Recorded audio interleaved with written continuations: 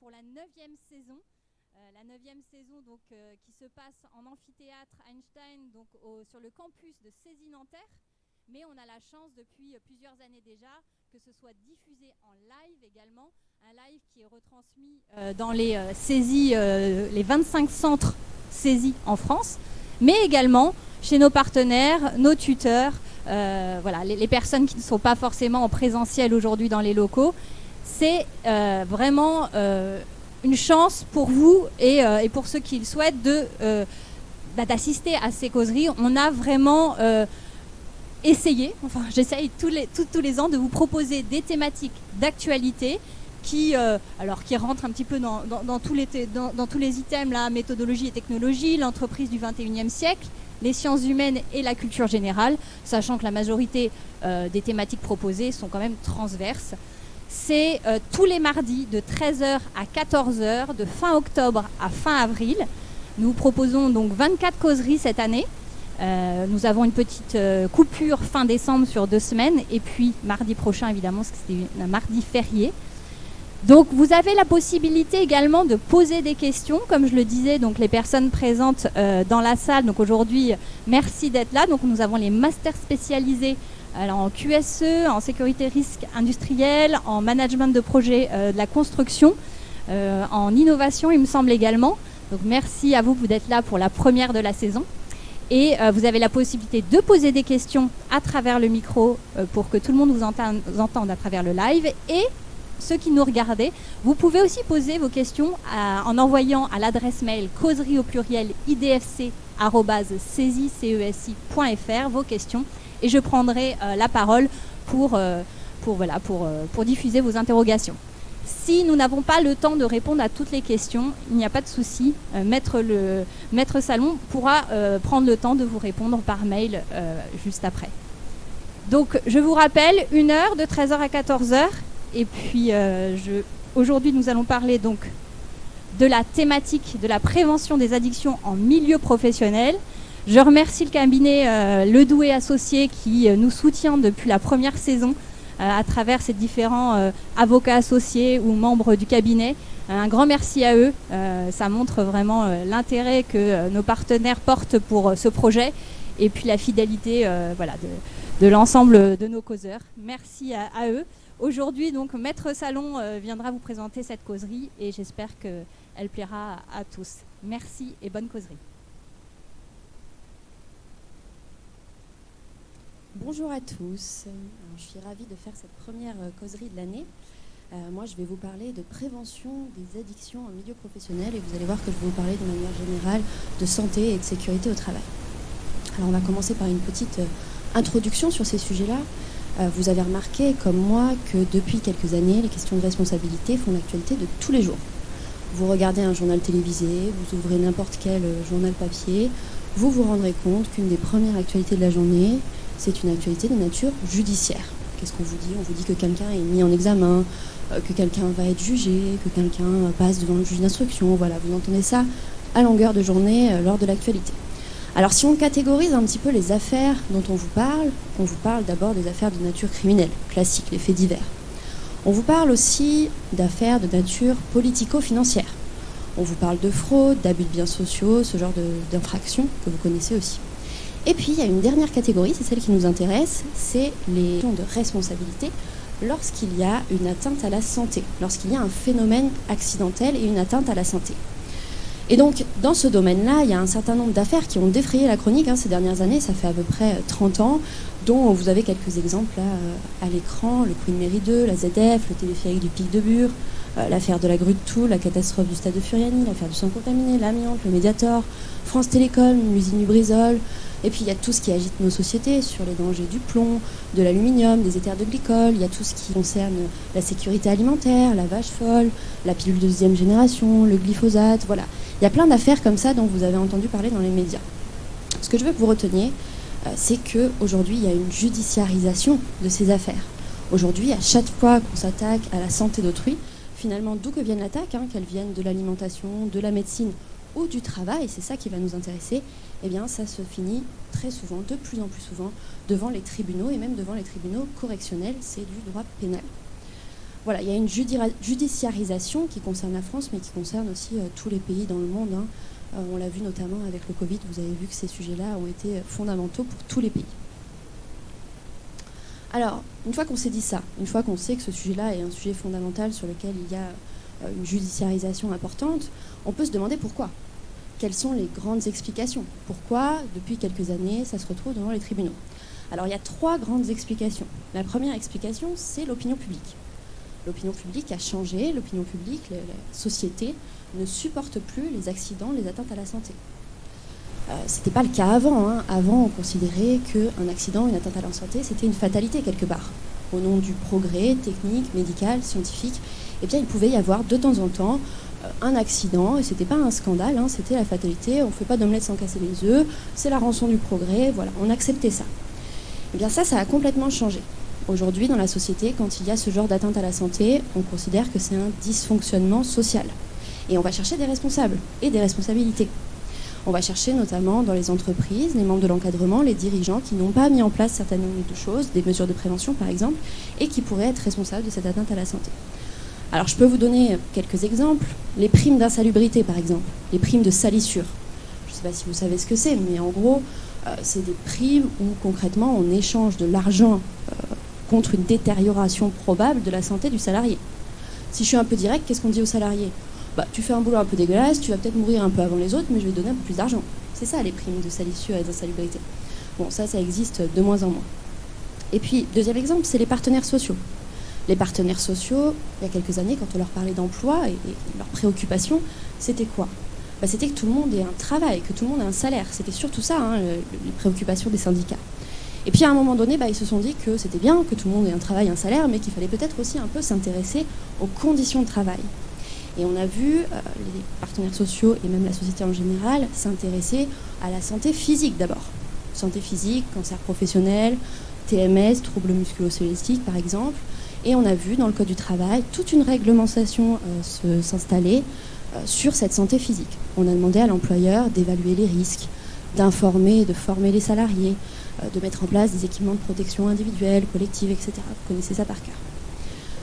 Donc voilà, il y a eu un grand bouleversement là-dessus. On s'est intéressé à la santé physique. Et puis, deuxième étage de la fusée, à un moment donné, on s'est intéressé à la santé mentale. C'est la fin des années 2010, avec notamment une affaire retentissante, qui est l'affaire France Télécom. Et là, on s'intéresse à la santé mentale, aux risques psychosociaux des salariés. Troisième étage de la fusée, c'est la qualité de vie au travail. Un petit peu la synthèse des deux, la QVT. Et puis aujourd'hui, il y en a qui nous disent qu'il y aurait peut-être un 4e étage de la fusée qui serait le bien-être au travail, le bonheur au travail. Bon, on ne va pas trop s'exciter sur ces notions-là, mais je veux que vous ayez en tête qu'il y a une trajectoire quand même. Santé physique, santé mentale, qualité de vie au travail. Et cette trajectoire place aujourd'hui la santé physique et mentale des salariés au cœur de la vie professionnelle. C'est plus du tout la cerise sur le gâteau, plus du tout un petit sujet à des pâquerettes. C'est devenu fondamental dans les entreprises, oui, et dans la société en général. Deuxième explication, c'est les magistrats. Les magistrats, sur ce point-là, ils sont devenus de plus en plus rigoureux, de plus en plus sévères. Je vous ai mis une statistique. En 1974, il y avait 2 condamnations à des peines d'emprisonnement suite à un accident du travail, donc très peu. Et aujourd'hui, 2022, on est à près de 200 condamnations à des peines d'emprisonnement. Hein. Alors, quand je vous dis peine d'emprisonnement, c'est pas 20 ans de réclusion criminelle, bien sûr. C'est 1 mois, 2 mois, 6 mois, des petites peines. Mais quand même, c'est de l'emprisonnement. C'est pas non plus de l'emprisonnement ferme, bien sûr, personne ne va en prison à la suite d'un accident du travail, ça n'existe pas. Mais ça va être des peines d'emprisonnement avec sursis, et on en a plus de 200 par an, donc c'est vraiment quelque chose qui prend de l'ampleur, et on a des magistrats qui n'hésitent plus du tout à condamner des dirigeants, des entreprises, pénalement, et notamment à des peines d'emprisonnement. Et puis, troisième explication, c'est la loi. La loi, c'est évidemment le reflet de la société à un moment donné. Donc vous avez une société qui change et des règles de droit qui changent. Donc on a donné aux magistrats les moyens de taper fort et de taper un peu partout. Quelles grandes évolutions on a eues? D'abord la personne morale. Vous savez que les entreprises, les personnes morales maintenant peuvent être condamnées pénalement pour certaines infractions. Et on le verra plus tard, infractions notamment d'homicide involontaire, blessure involontaire, mise en danger de la vie d'autrui. Mise en danger de la vie d'autrui, justement. Ça, c'est une nouvelle infraction qui n'existait pas avant 1994. Qu'est-ce que c'est la mise en danger délibérée de la vie d'autrui? Eh bien, c'est une situation dans laquelle le salarié est dans une situation de danger. Il n'y a pas encore d'accident, mais il est dans une situation de danger tellement grave finalement qu'il pourrait y avoir un accident d'une minute à l'autre. Et c'est ça qu'on va sanctionner, c'est la mise en danger d'un salarié. Donc nouvelles infractions, nouvelles personnes à condamner, et puis on a un renforcement des sanctions. Aujourd'hui, l'homicide involontaire, c'est 5 ans d'emprisonnement et 75 000 € d'amende. Et régulièrement, on a des sanctions qui sont renforcées, notamment les infractions au Code du travail. C'était avant 2016, 3 750 € d'amende, et c'est aujourd'hui 10 000 € d'amende encourue. Donc voilà, on a vraiment cette trajectoire qui part de changement de l'opinion publique. Alors, il y a eu un grand bouleversement sur la matière en 2002. En 2002, dans le cadre du contentieux de l'amiante, la Cour de cassation est venue dire quelque chose de fondamental pour la santé et sécurité au travail. Elle est venue nous dire, en fonction du contrat de travail le liant à son salarié, l'employeur est tenu envers celui-ci d'une obligation de sécurité de résultat. Alors je pense que vous connaissez un petit peu cette notion, mais je vais vous rappeler ce que ça veut dire, une obligation de sécurité de résultat. Vous savez, en droit, il y a deux sortes d'obligations. Il y a les obligations de moyens et les obligations de résultat. Les obligations de moyens, par exemple, c'est l'obligation de votre médecin. Quand vous allez voir un médecin demain, il a l'obligation de vous soigner, bien sûr, mais il n'a pas l'obligation de vous guérir. S'il n'arrive pas à vous guérir, vous n'allez pas pouvoir engager sa responsabilité. S'il a utilisé tous les moyens de la médecine actuelle, pas la médecine napoléonienne, mais la médecine d'aujourd'hui, qu'il a tout fait, qu'il a essayé de vous guérir, s'il n'y arrive pas, pas de responsabilité possible. Tout simplement parce qu'il a une obligation de moyens. Il doit mettre tous les moyens en œuvre pour essayer. L'obligation de résultat, c'est l'autre. C'est l'inverse. C'est par exemple l'obligation des compagnies aériennes. Quand vous prenez un vol Paris-New York, si vous arrive quoi que ce soit sur ce vol, et quelle que soit la raison, s'il y a un problème technique, si c'est un suicide du pilote, je ne sais pas ce que ça peut être, mais peu importe finalement, comme ils ont une obligation de résultat, seul le résultat compte, et donc il faut que vous arriviez au point B en bon état, dans le même état que quand vous êtes parti. Donc c'est une obligation de résultat. Si je reviens à mes moutons, qu'est-ce que nous dit la Cour de cassation ? Que l'employeur est tenu à une obligation de sécurité de résultat. Autrement dit, les employeurs ne doivent plus avoir d'accidents du travail et de maladies professionnelles. Ils doivent tout faire, mettre en place toute la prévention pour que ça n'arrive pas. Alors, ça a été une jurisprudence qui a eu un effet très bénéfique dans les entreprises, bien sûr. On a mis en place beaucoup de prévention pour que ça n'arrive pas, et c'est très bien, c'est tant mieux. Ça a duré un certain nombre d'années, et on a mis en place tout ça. Maintenant, au bout d'un moment, c'est devenu un petit peu contre-productif. Vous imaginez, les employeurs mettaient beaucoup d'argent, faisaient beaucoup d'efforts pour la prévention, et finalement, ils étaient un petit peu tout le temps condamnés. Même s'il y avait un pépin, même s'ils avaient fait de la prévention, ils avaient cette impression d'être tout le temps condamnés. Donc la Cour de cassation est un petit peu revenue sur cette obligation de résultat et l'a un petit peu atténuée par un arrêt du 25 novembre 2015, dit Air France. Et par cet arrêt, elle est venue dire aux employeurs que s'ils mettent en place, s'ils appliquent les principes généraux de prévention et qu'ils mettent en place une bonne évaluation des risques, un bon plan d'action, et bien finalement, ils vont pouvoir s'exonérer de leurs responsabilités. Donc, il y a une porte de sortie. Finalement, l'employeur peut montrer qu'il a tout mis en place et que tout était parfaitement OK pour que l'accident n'arrive pas et s'exonérer de sa responsabilité. On a laissé cette porte. Mais la barre est haute quand même. On demande aux employeurs de faire beaucoup, de mettre toute la prévention en place. Et donc, en matière d'addiction, ça veut dire quoi ? En matière d'addiction, ça veut dire qu'il faut prévenir les pratiques addictives de manière générale. Et puis, bien sûr, l'employeur qui constate que certains salariés sont sous l'emprise d'alcool ou de stupéfiants doit réagir immédiatement afin d'écarter le danger pour la personne en elle-même et puis pour tous les collègues autour. Il y a autre chose, l'employeur donc est soumis à cette obligation de sécurité de résultat, mais il est aussi soumis à une obligation de respect des libertés individuelles. Donc il est un petit peu pris entre une espèce d'injonction entre respecter l'obligation de résultat et finalement aussi respecter les libertés de chacun. Parce que bien sûr, par exemple, consommer de l'alcool, c'est encadré, notamment lorsqu'on est au volant, notamment lorsqu'on travaille, mais ça reste une liberté de chacun. Et donc on a cet article qui vient nous dire que toutes les mesures qui vont être prises par l'employeur doivent être justifiées par la nature de la tâche à accomplir et proportionnées au but recherché. Autrement dit, il va falloir pour que l'employeur mette des mesures qu'il justifie qu'il y a une exigence de sécurité derrière, que les personnes concernées pourraient avoir un accident ou une maladie professionnelle liée à cette consommation, et c'est dans ce cadre-là qu'il va pouvoir mettre des mesures. Alors, la première chose à faire, quand on met en place un plan d'action sur les pratiques addictives, c'est évaluer le risque, bien sûr. C'est le premier item des principes généraux de prévention. Alors, évaluer le risque, ça veut dire quoi en matière de prévention ? Déjà, les risques d'addiction, c'est une source de risque en soi. parce que ça a des effets sur le travail, ça peut provoquer des accidents du travail, ça peut provoquer de l'absentéisme, des retards, des conflits avec des collègues, des décisions erronées, des mauvaises décisions, et une baisse de la qualité du travail. Donc ça a directement des effets sur le travail, ça peut mettre en danger la personne qui consomme ou toutes les personnes qui sont autour. Mais finalement, c'est aussi un risque à part entière, le fait d'avoir une pratique addictive. Et c'est un risque qui peut dépendre de l'organisation de travail, des conditions de travail de manière générale, de la pression, du stress, d'un travail de nuit par exemple, de problématiques de harcèlement, des problèmes relationnels avec des collègues, de travail difficile, par exemple de travail physique qui est lié à la chaleur, qui est lié au froid. Donc voilà, il faut vraiment, lors de l'évaluation des risques, voir ces deux aspects-là. Les effets des pratiques addictives, mais aussi ce que causent les pratiques addictives. Voilà, donc l'employeur doit faire deux choses. Évaluer les risques liés à la consommation d'alcool et de stupéfiants sur le lieu de travail ou lorsque la personne se rend sur le lieu de travail, mais aussi évaluer les risques qui sont générés par l'organisation et les conditions de travail qui, elles, peuvent favoriser l'apparition de pratiques addictives par les salariés. Et donc cette évaluation des risques, on la met dans quoi ? On la met dans quoi ? Dans quel document ? Dans le document unique, vous savez ça par cœur. Donc évidemment, on met tout ça dans le document unique et on le tient régulièrement à jour. Une fois qu'on a cette évaluation des risques, qu'est-ce qu'on fait ? Eh bien, on fait un plan d'action. Alors qu'est-ce qu'on met dans ce plan d'action ? Eh bien, d'abord de la formation, de l'information, de la sensibilisation des salariés. Quand on parle de plan d'action en matière de pratiques addictives, on a tout de suite envie de parler de sanctions. Mais avant la sanction, il suffit de donner, il faut aussi prévenir l'apparition de tout ça. Donc former les salariés, les sensibiliser, c'est un premier point qui est très important. Et s'il y a un moment donné, il y a un pépin, un accident du travail, eh bien, on va aller voir ce que l'employeur a fait en matière de formation.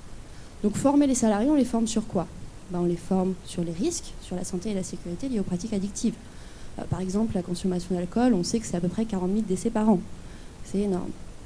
On les forme sur la réglementation en vigueur en matière de consommation de tabac, d'alcool, de drogue. On les forme aussi sur le plan de prévention qui existe dans l'entreprise.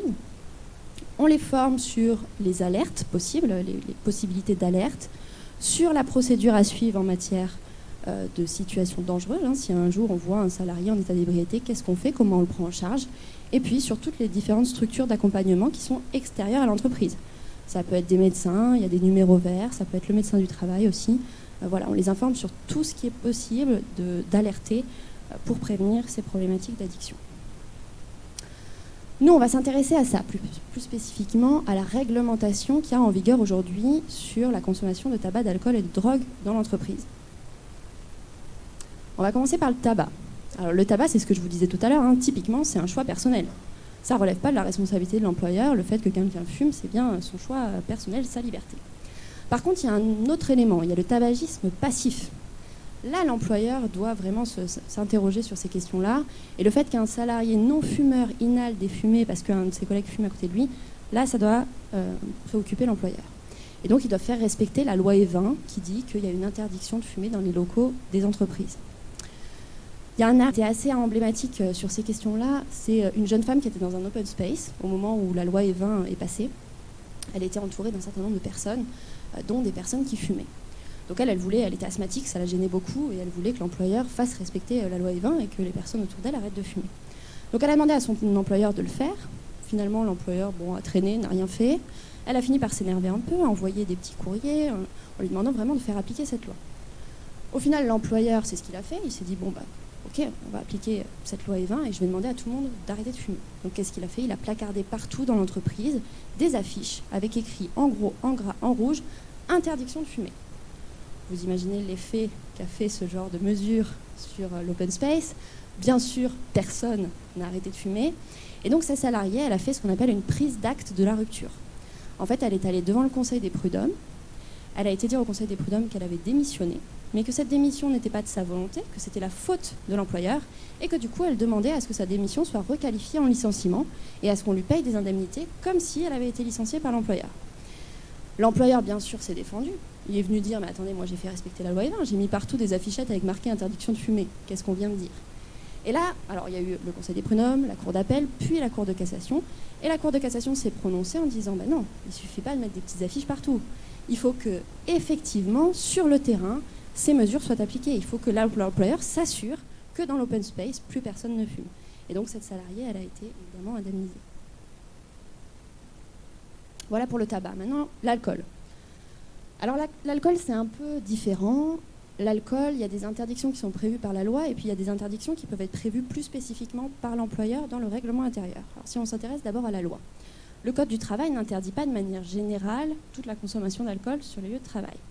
Le Code du travail nous dit que c'est possible, c'est autorisé la consommation de vin, de cidre, de poirée, de bière sur le lieu de travail. Ces alcools-là en particulier sont autorisés, c'est culturel, hein, en France on boit, c'est comme ça, et donc le Code du travail n'interdit pas. Par contre, il y a deux interdictions formelles du Code du travail. La première, c'est de laisser entrer ou séjourner quelqu'un, un salarié, dans les lieux de travail lorsque cette personne est en état d'ivresse. Là, l'employeur doit réagir, ne peut pas laisser quelqu'un qui est en état d'ébriété sur le lieu de travail. Deuxième chose, il y a une interdiction de délivrer des boissons alcooliques au moyen de distributeurs automatiques. Ça, c'est une interdiction générale, mais qui s'applique bien évidemment au lieu de travail. On ne peut pas avoir un distributeur, même de vin, de bière, de cidre ou de poirée dans l'entreprise. Voilà pour les interdictions légales. Maintenant, l'employeur peut prévoir dans le règlement intérieur une limitation plus importante de la consommation d'alcool. Le règlement intérieur, c'est un peu le support pour l'employeur pour édicter, vous allez voir, des interdictions, des limitations, mais aussi des contrôles, des mesures de contrôle, des mesures de sanction. Donc tout va être mis dans le règlement intérieur, à commencer par la limitation ou l'interdiction. L'interdiction, c'est de plus en plus le cas. On sent que la jurisprudence se dirige vers une interdiction de plus en plus fréquente de l'alcool dans des entreprises où il y a des problématiques de risque. On a un arrêt, là, il n'y a pas longtemps, du Conseil d'État de mars qui est venu nous dire effectivement qu'une interdiction, c'est totalement possible. Il a validé l'interdiction de l'alcool dans un intérieur par un employeur. Alors, une fois qu'on a mis l'interdiction ou la limitation, qu'est-ce qu'on fait ? On met dans le règlement intérieur un certain nombre de choses pour assurer le respect de cette limitation et de cette interdiction. Premièrement, on peut mettre, par exemple, les cas et les conditions dans lesquelles les salariés, alors soit les armoires, les casiers, les vestiaires, les sacs, enfin les effets personnels des salariés sont fouillés. Donc dans le règlement intérieur, on doit retrouver cette possibilité et toutes les modalités d'intervention pour la fouille. C'est pareil pour les contrôles inopinés, les recours à l'éthylotest, c'est possible, mais ça doit se retrouver dans le règlement intérieur. Et puis je vous ai dit tout à l'heure qu'il faut que ces mesures, il faut qu'elles soient justifiées par la nature de la tâche à accomplir et proportionnées au but recherché. Donc ça s'applique là, pour les fouilles et pour les éthylotests. Il faut absolument que l'employeur définisse les postes qui sont concernés par ces fouilles et par ces contrôles. Ça ne peut pas être systématique, par exemple à l'entrée d'un chantier. Ça doit viser un certain nombre de salariés qui ont des postes à risque. Postes à risque qui ne sont pas définis légalement ou réglementairement, c'est à l'employeur de définir les postes à risque dans l'entreprise. Et puis finalement, il faut aussi définir les sanctions disciplinaires qui sont encourues en cas de non-respect de l'interdiction. Si un salarié arrive en état d'ébriété, bien sûr, l'employeur peut le sanctionner. Alors d'abord, la préfère, c'est de l'écarter de l'entreprise, bien sûr. On ne laisse pas un salarié comme ça dans l'entreprise en état d'ébriété. Il faut le laisser au repos dans un coin dans l'entreprise et à un moment donné, le faire accompagner à son domicile. Ne pas l'envoyer tout seul rentrer chez lui, ça peut causer un certain nombre de risques. Donc le laisser au repos dans une salle, attendre que ça passe et ensuite le faire accompagner. Et puis dans un deuxième temps, sur le fondement de cette interdiction ou de cette limitation, l'employeur peut sanctionner disciplinairement le salarié. Donc ça peut être notamment une faute grave, ça peut aller jusqu'au licenciement. Il y a plein d'arrêts qui valident le licenciement de salariés. Alors il y a un petit bémol à ça. Vous savez que l'employeur ne peut pas licencier quelqu'un pour un motif discriminatoire, notamment lié à des maladies. Donc un salarié qui serait alcoolique, là, c'est plutôt une maladie, et donc il y a une interdiction de licencier un salarié qui serait alcoolique. Voilà, donc ça c'est le deuxième aspect du règlement intérieur. D'abord on fixe l'interdiction, la limitation, et puis après on met en place les mesures, les fouilles, les contrôles, les sanctions disciplinaires, si cette interdiction, cette limitation n'est pas respectée. Ensuite la drogue. Alors l'usage, la détention, le transport, l'offre, la cession ou l'acquisition de drogue, c'est sanctionné pénalement, bien évidemment. Donc il n'y a pas de disposition spécifique dans le Code du travail, mais on s'appuie sur ces dispositions-là du Code pénal et du Code de la santé publique pour interdire. De la même manière, c'est exactement le même principe. On met dans le règlement intérieur ou dans une note de service dans les entreprises où il n'y a pas de règlement intérieur cette interdiction, et donc toutes les mesures qu'il y a derrière, donc pour prévenir la consommation, pour faire cesser la consommation, et notamment les conditions de fouille et les modalités de dépistage. Alors pour la drogue, c'est un petit peu particulier parce que contrairement à l'alcool, les tests de dépistage supposent qu'on prenne de la salive, donc de l'ADN. Du coup, ce que je vous disais tout à l'heure sur le respect d'une justification, d'une proportionnalité, c'est encore plus vrai. Donc là, de la même manière, l'employeur identifie les postes à risque sur lesquels il peut mettre en place ce genre de mesures, tests et fouilles. Alors on en vient aux enjeux de responsabilité. Pour parler de responsabilité, vous savez, il y a deux types de responsabilité, la responsabilité civile et la responsabilité pénale. Ça n'a rien à voir, il y a deux finalités bien différentes, la responsabilité civile et la responsabilité pénale. La responsabilité civile, le principe, c'est l'indemnisation. Si un salarié est victime d'un accident du travail, maladie professionnelle, eh ben, il va demander de l'argent, il va vouloir être indemnisé de ses préjudices. Donc il demande à ce qu'on lui verse des dommages et intérêts, et la personne qui est responsable au titre du droit civil va verser une somme d'argent, des dommages et intérêts qui vont directement dans la poche de la victime. La responsabilité pénale, c'est différent. La responsabilité pénale, le but, c'est de fixer les interdits, de fixer les règles contraires à l'ordre public, les comportements contraires aux règles d'ordre public plutôt. Et donc, on va sanctionner via la responsabilité pénale des personnes qui ne respectent pas ces règles d'ordre public. Et notamment, les règles du Code du travail sont des règles d'ordre public qui peuvent faire l'objet d'une responsabilité pénale. Si on est condamné au titre de la responsabilité pénale, qu'est-ce qui se passe ? On va être condamné à une peine d'emprisonnement, potentiellement, je vous en ai parlé tout à l'heure, mais aussi on peut être condamné à une peine d'amende. Et dans ce cas-là, on va verser une somme d'argent, mais qui ne va plus dans les poches de la victime, qui va dans les poches du trésor public. Donc c'est deux choses bien différentes qui sanctionnent deux choses bien différentes, qui sont cumulatives, bien sûr, et indépendantes. On peut être condamné au titre de la responsabilité civile, mais pas pénale. On peut être condamné au titre de la responsabilité pénale, mais pas civile, et on peut être condamné pour les deux. Alors si on rentre dans le détail, si demain dans une entreprise il y a un accident du travail qui est lié notamment à une pratique addictive, à un salarié qui aurait eu un accident parce que consommation de drogue, d'alcool, qu'est-ce qui se passe ? Alors, d'abord la responsabilité civile. Déjà, la responsabilité civile, il faut avoir en tête que les salariés ne craignent rien. On ne peut pas vous demander de payer des dommages et intérêts si dans le cadre de votre travail, vous causez un accident du travail à un autre salarié. Pourquoi ? Parce que les salariés, ils sont protégés par une règle qui est dans le Code civil depuis à peu près 2 siècles et qui dit que c'est l'employeur qui est responsable des agissements de ses salariés dans le cadre du travail, au titre de la responsabilité civile.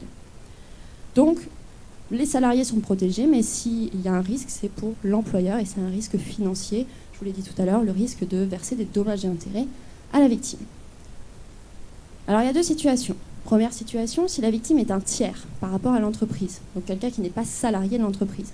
Dans ce cas-là, c'est très simple. C'est les règles de droit commun qui vont s'appliquer. La personne qui est victime va devoir démontrer une faute, un préjudice, un lien de causalité entre la faute et le préjudice. Elle va aller devant un tribunal demander les dommages et intérêts à la personne qu'elle estime responsable. Le tribunal va se prononcer et c'est fini. C'est assez simple. C'est ce qui se passe pour à peu près toutes les questions de responsabilité. Maintenant, deuxième cas. Si la victime est un salarié de l'entreprise, là c'est un peu plus spécifique, un peu différent. On a 2 niveaux d'indemnisation. Une indemnisation qui va être automatique et forfaitaire, qui va être versée par la caisse primaire d'assurance maladie. Et on a une indemnisation complémentaire si le salarié arrive à faire ce qu'on appelle la faute inexcusable de l'employeur. Alors d'abord, premier cas, c'est la prise en charge de l'accident ou de la maladie par la caisse primaire d'assurance maladie.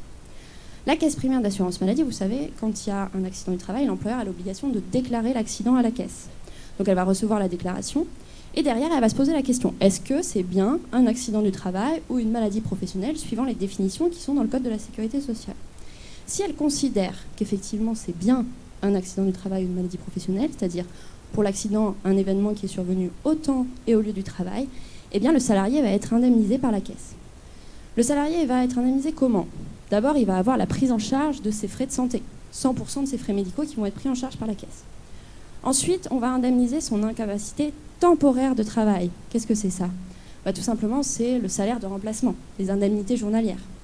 Le salarié ne va pas travailler pendant un certain temps après son accident et on va indemniser cette période. Et puis, il y a une indemnisation de son incapacité permanente de travail. Vous savez, à un moment donné, l'état de santé du salarié va plus évoluer et va être ce qu'on appelle consolidé. Et une fois qu'il y a la consolidation, eh bien, on fixe ce qu'on appelle un taux d'IPP, un taux d'incapacité permanente partielle. Et avec ce taux d'IPP, en fonction de ce taux d'IPP, donc en fait en fonction de la gravité de l'accident, eh bien la caisse va verser au salarié alors soit un capital, soit une rente, à vie. La rente, c'est à vie. Et donc c'est l'incapacité permanente, l'état de santé du salarié qui ne va plus évoluer. Vous prenez par exemple un salarié, je ne sais pas, qui s'est coupé le doigt. Bon, bah, son doigt, il ne va pas revenir. Alors, il va faire de la rééducation, il va faire le maximum pour retrouver son état antérieur, mais ça ne va pas être du 100%. Donc, c'est cette petite partie, cette incapacité qui reste, qu'on va indemniser. Enfin, c'est la caisse qui va indemniser directement. Alors, qui finance ça? Qui finance ce que la caisse verse aux salariés? Eh bien, c'est les employeurs. En fait, il y a la CARSAT, est un organisme qui fixe un taux AT-MP à tous les établissements en fonction de paramètres qui sont la gravité et le nombre d'accidents qu'il y a dans l'établissement. Et donc, avec ce taux, l'employeur va verser des cotisations, des charges sociales à l'URSSAF sur chaque salaire, comme n'importe quelle charge sociale. Et c'est ce système-là qui va permettre le financement des indemnités aux salariés qui sont victimes d'accidents du travail ou de maladies professionnelles.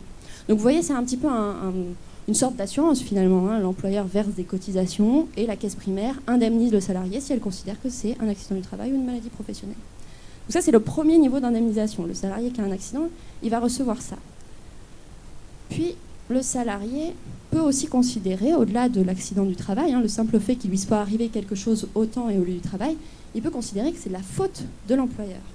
Et dans ce cas-là, il va engager une action spécifique, la faute inexcusable de l'employeur, pour avoir une indemnisation complémentaire.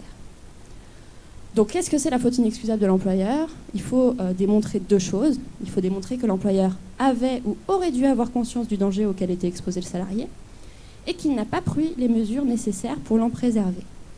Voilà les deux conditions. Il avait conscience du danger et il n'a pas pris les mesures nécessaires. Donc, en matière d'addiction, vous prenez un employeur qui a un salarié qu'il sait en état d'ébriété régulièrement, et c'est un salarié, par exemple, qui a des déplacements professionnels, qui prend son véhicule régulièrement. Et bien clairement, là, on est là-dedans. La faute inexcusable de l'employeur sera reconnue, c'est quasiment sûr. Il avait, ou en tout cas, il aurait dû avoir conscience de ce danger, de prendre la route en état d'ébriété, et il n'a mis aucune mesure pour préserver le salarié de ce danger. On a la faute inexcusable.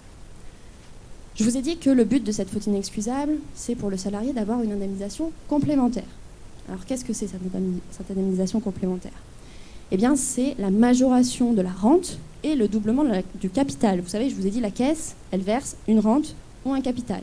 Eh bien, le fait que la faute inexcusable de l'employeur soit reconnue, ça va faire que cette rente ou ce capital vont être majorés, doublés. Donc le salarié va recevoir une indemnisation supplémentaire à ce titre.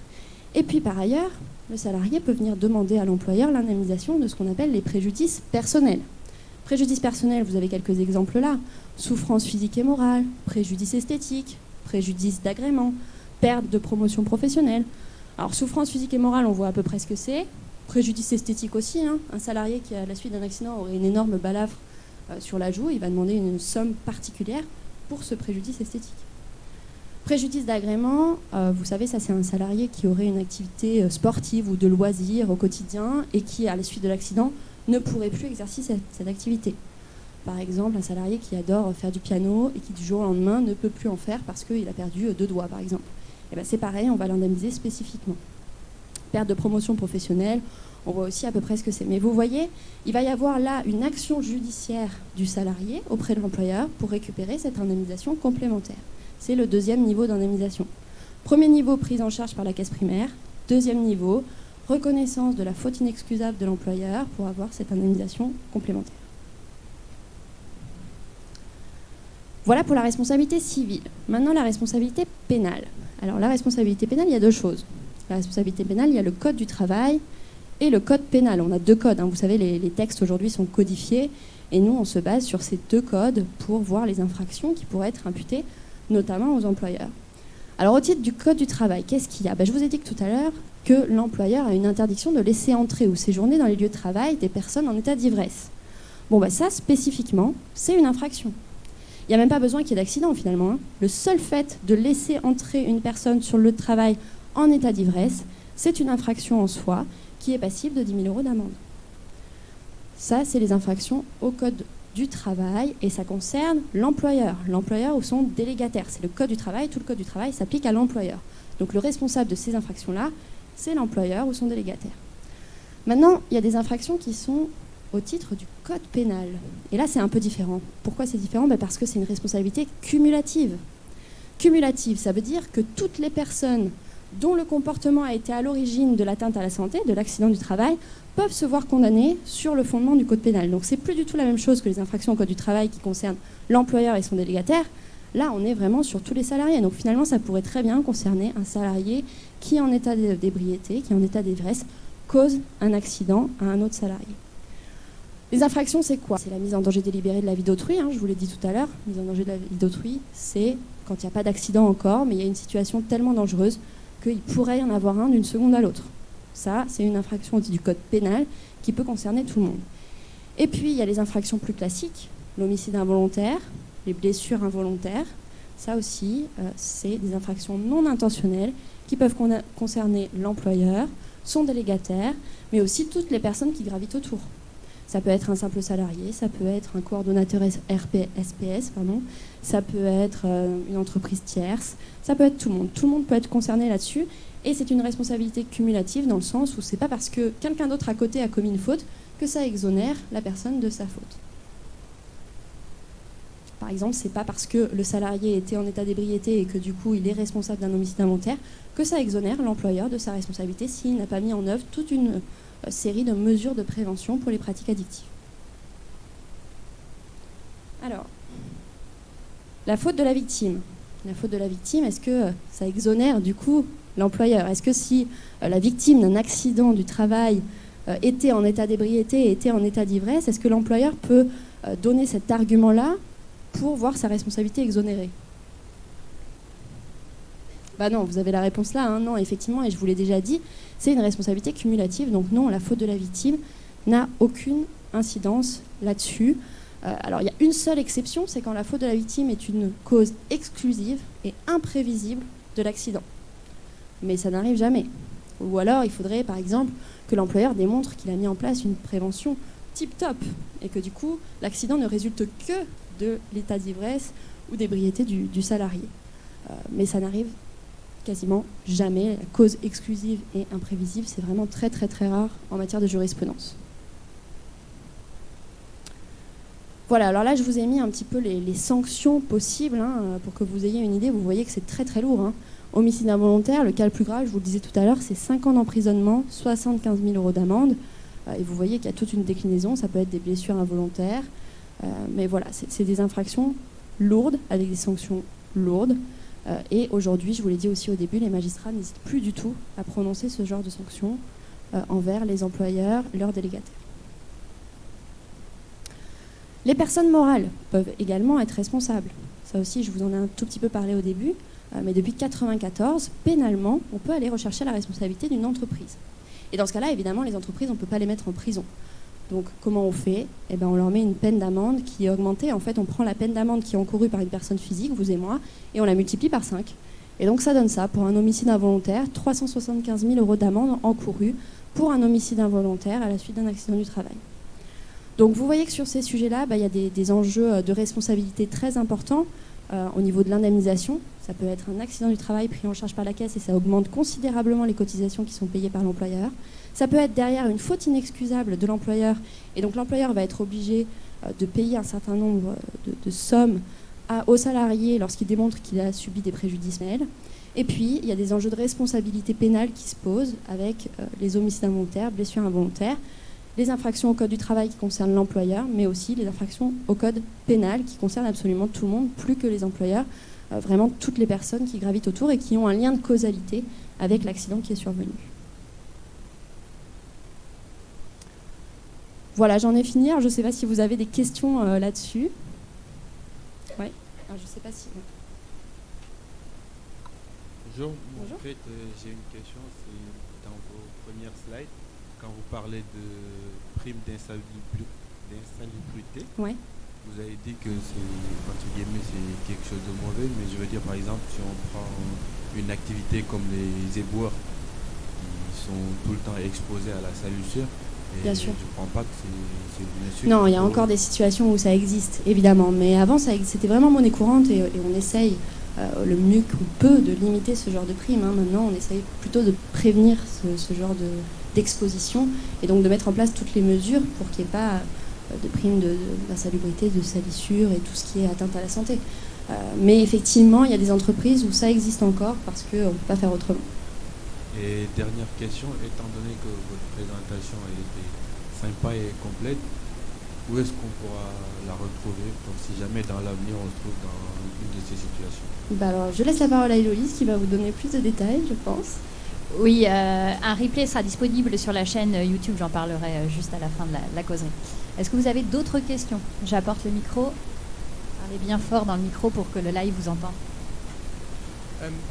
Dans des situations professionnelles où on peut avoir une consommation d'alcool due au travail, typiquement lorsque vous travaillez chez un vigneron, chez une brasserie, chez un distilleur, où vous pouvez avoir, pour des raisons de qualité, ce qu'on appelle de l'analyse sensorielle. Quelles sont les mesures que l'employeur peut prendre dans ce genre de situation?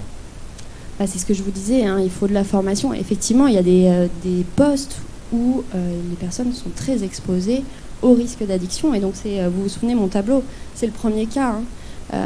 C'est des conditions de travail. Hop.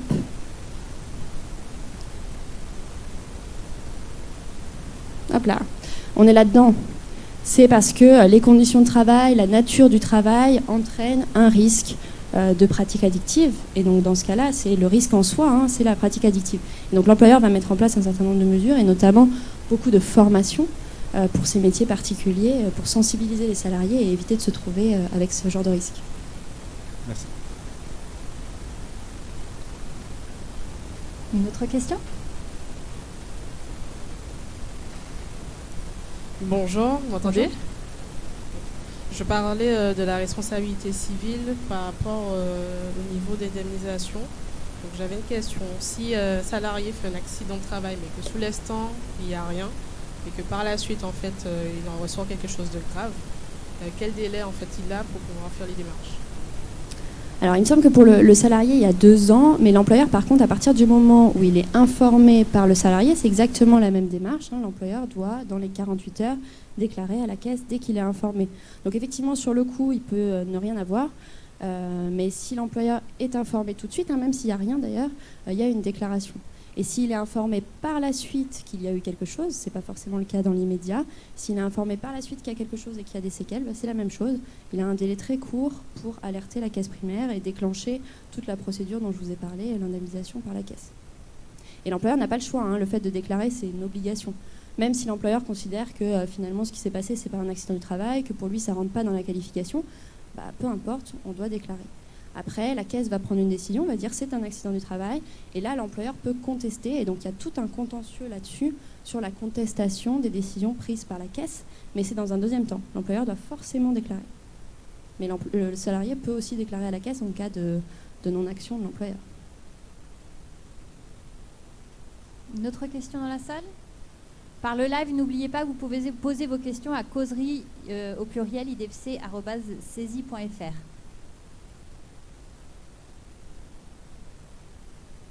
Dernière question, en fait, par rapport aux facteurs professionnels que vous avez cités ici, est-ce que, par exemple, pour le travail physique, est-ce qu'il ne va pas être difficile, au fait, de prouver que, à cause du travail physique, qu'on est addict soit à l'alcool ou aux drogues?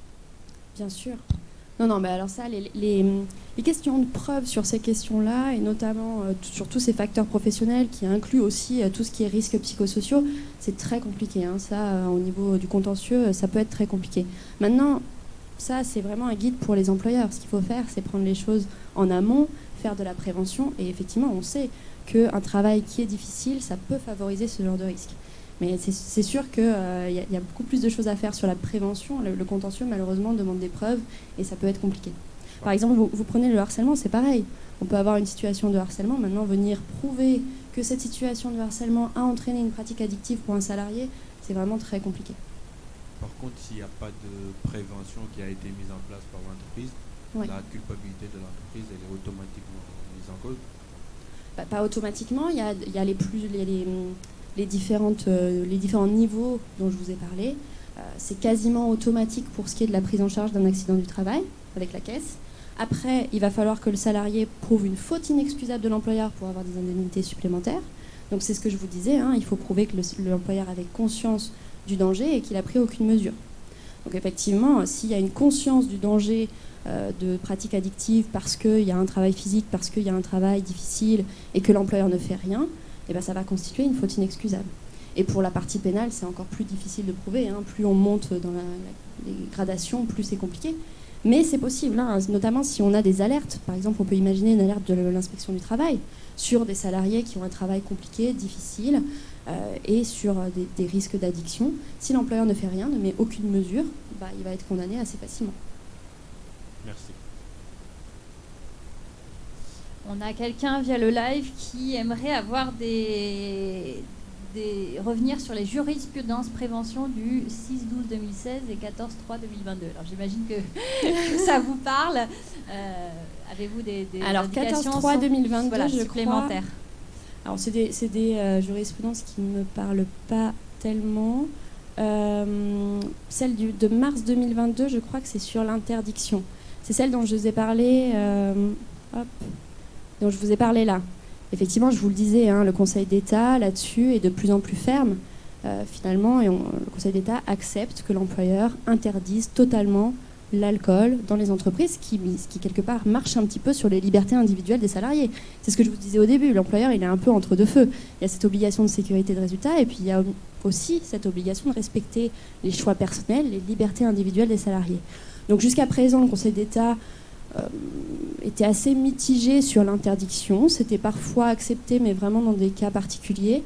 Voilà, là, ce qu'on sent avec la jurisprudence, c'est qu'il y a de plus en plus d'interdiction, enfin de validation d'interdiction de la consommation d'alcool dans les entreprises, dès lors qu'il y a des postes à risque et que la consommation d'alcool augmente ce risque pour les salariés. Donc on voit le sens de la jurisprudence, hein, on marche un petit peu sur les libertés individuelles pour que cette obligation de sécurité prenne complètement sa place et on autorise les employeurs à interdire.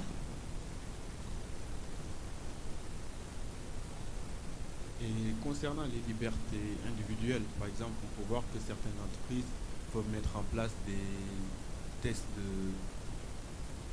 de drogue, alors qu'on sait que par exemple si le samedi soir on prend un produit stupéfiant, on peut être positif le lundi. C'est pas que j'en prends, mais c'est juste une question. Merci pour la précision. C'est-à-dire que le samedi soir, on a une soirée qui a été un peu arrosée, oui, qu'on a consommé de la drogue, et que le lundi on se fait tester et qu'au final on se fasse renvoyer pour ça. C'est clair. Et ben, d'où l'intérêt de mettre toutes les modalités de ce genre de contrôle dans le règlement intérieur. C'est-à-dire que les salariés ne peuvent pas être testés systématiquement et ne peuvent pas être testés sans avoir été informés de toutes les modalités. C'est-à-dire quand est-ce qu'ils peuvent être testés, dans quelles circonstances, est-ce que, à quel moment de leur prise de poste. Donc les salariés sont informés et c'est pour ces raisons-là aussi. Hein, c'est pour prévenir en avance et pour éviter des pratiques addictives même avant le travail. J'arrive.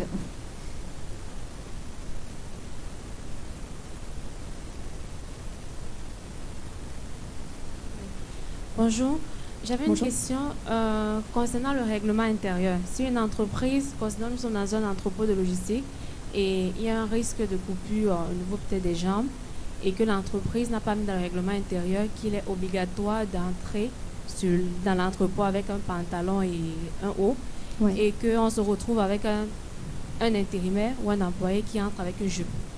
Est-ce que l'entreprise a le droit, si l'opérateur se blesse, est-ce que l'entreprise, vu qu'il n'a pas mis dans le règlement intérieur, qu'il est interdit d'entrer avec la jupe, est-ce que l'entreprise pourra recevoir des sanctions malgré le fait qu'à l'accueil sécurité, il est dit à la personne d'entrer avec il est préconisé.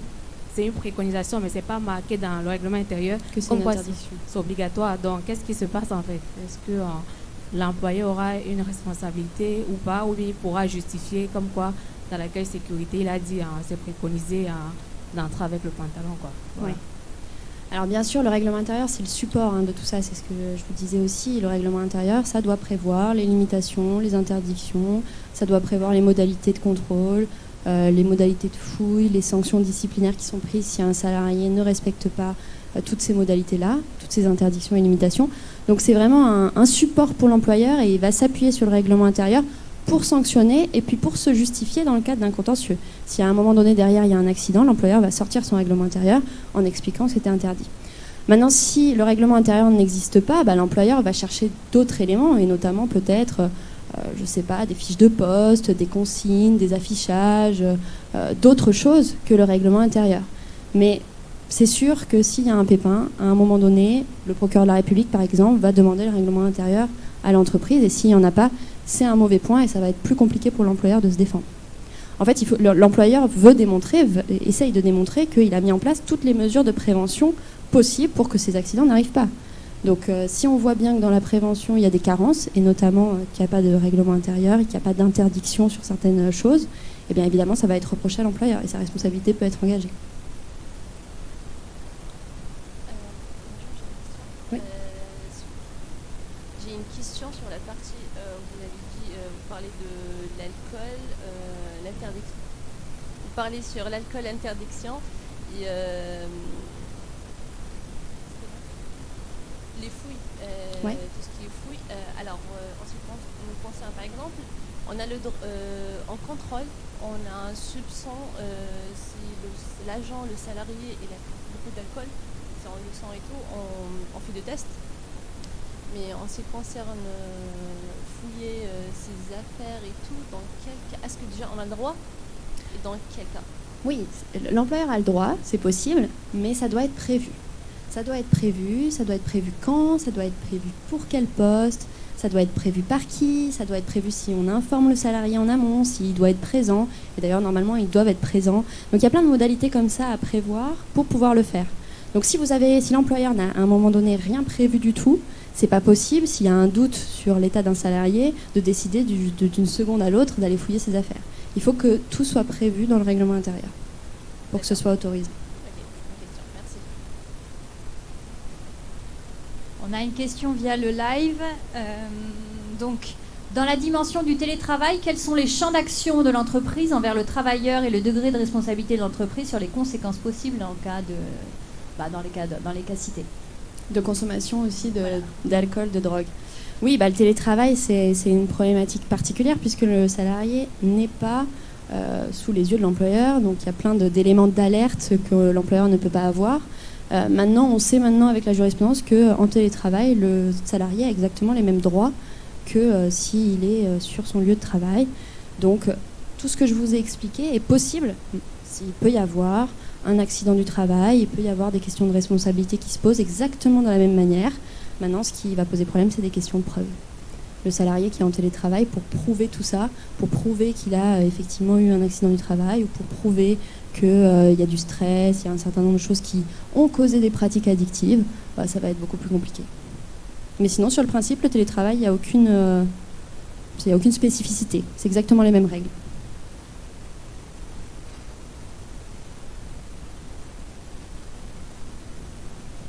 Bonjour à tous. Bonjour. Moi, je voulais du coup évoquer une situation en déplacement professionnel. Je prends l'exemple des routiers, par exemple.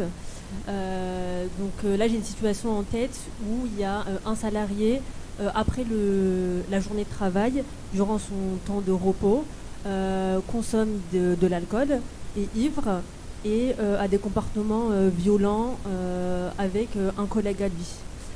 Donc, cette personne-là qui a subi, on va dire, les violences, informe son employeur, son responsable, et ce responsable-là lui indique que c'est en dehors du temps de travail et que c'est sur son temps perso et qu'il fait ce qu'il veut. Mais ce salarié qui est victime, ça lui engendre du stress, etc.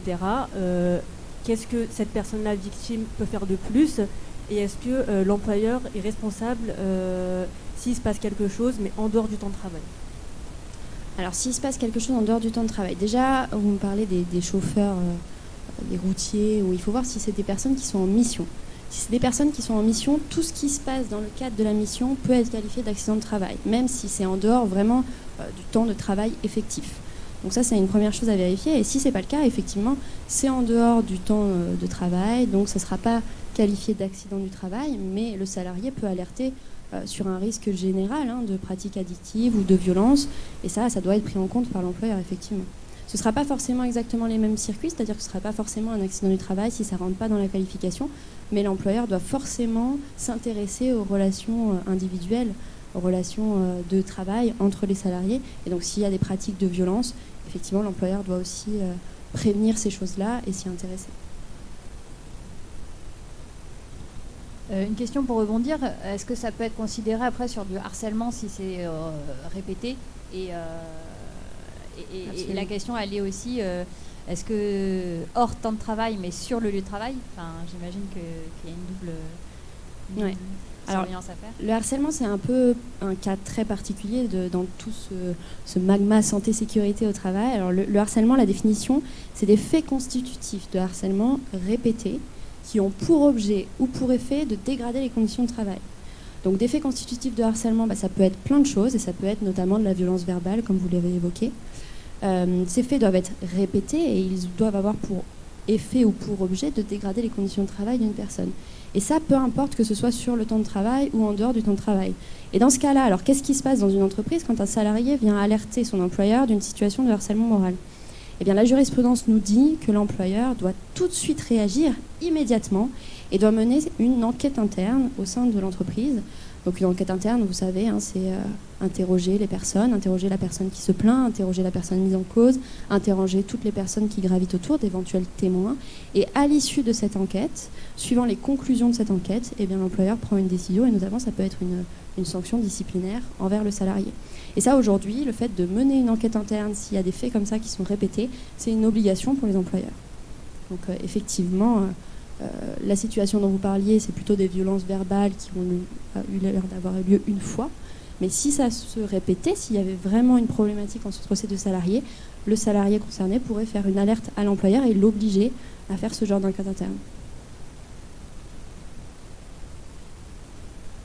J'ai une toute petite question, s'il vous plaît, qui sort peut-être un peu du contexte.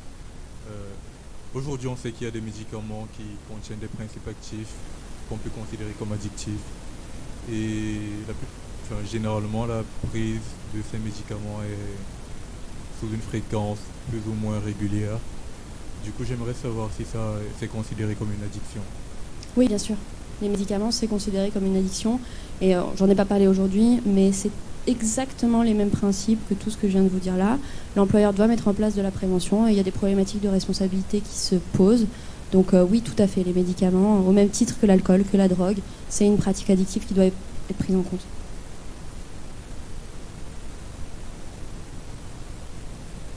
Une autre question ?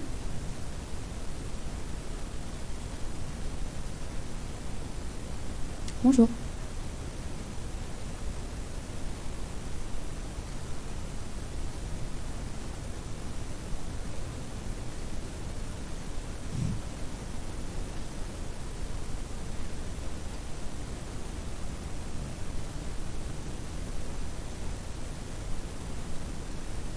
Merci. Vous avez parlé de l'arrêt Air France.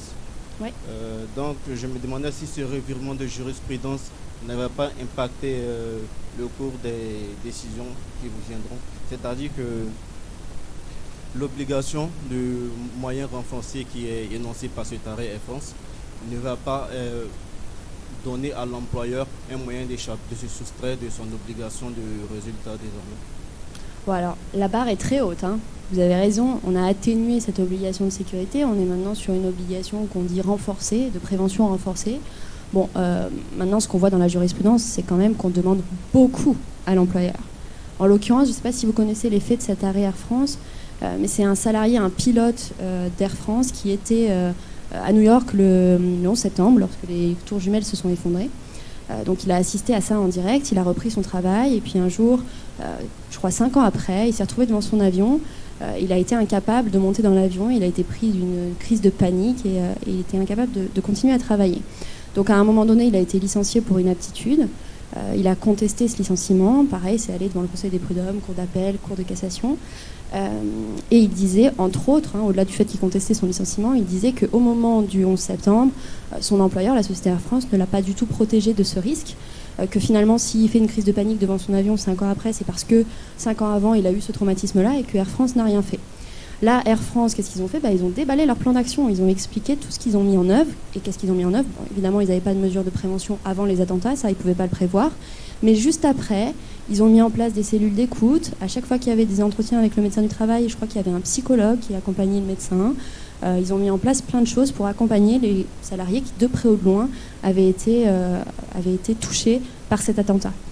Donc ils ont présenté ça à la Cour de cassation notamment, et la Cour de cassation a validé cette prévention et a dit que l'employeur là avait tout mis en place pour éviter qu'il y ait des risques psychosociaux suite à cet attentat. Donc vous voyez, la barre est vraiment très haute, hein, donc à mon avis ça ne va pas modifier la jurisprudence. C'est simplement qu'aujourd'hui, un employeur qui fait les choses parfaitement, oui, a la possibilité, a l'espoir de se voir exonéré de sa responsabilité, ce qui est plutôt positif finalement. Pour moi, ça pousse les employeurs à toujours faire plus pour pouvoir démontrer qu'ils ont mis en place toute la bonne prévention à un tribunal un jour. Avant, c'était un petit peu fermé, et comme je vous disais, ils ont eu à un moment donné l'impression que finalement, quoi qu'ils fassent, ils allaient être condamnés. Donc c'est plutôt positif, je trouve. On va pouvoir remercier chaleureusement Maître Salon pour sa présentation. Merci beaucoup. Tu peux remettre la dernière slide. Merci beaucoup à vous dans la salle qui étaient là, et puis à toutes nos personnes qui nous regardaient aujourd'hui. N'hésitez pas à transférer, s'il vous plaît, à transférer le lien live à toutes les personnes intéressées autour de vous. Vous avez possibilité de regarder des replays sur la chaîne YouTube Saisie, dans la playlist Les Causeries Saisies. Et pour n'importe quelle question, envoyez-les à causerie@saisie.fr. Je vous rappelle donc que la semaine prochaine, c'est férié, il n'y a pas de causerie. On se retrouve la semaine d'après avec une causerie sur la thématique du handicap. Merci à tous et au 8 novembre pour ceux qui seraient intéressés. Au revoir, bon après-midi.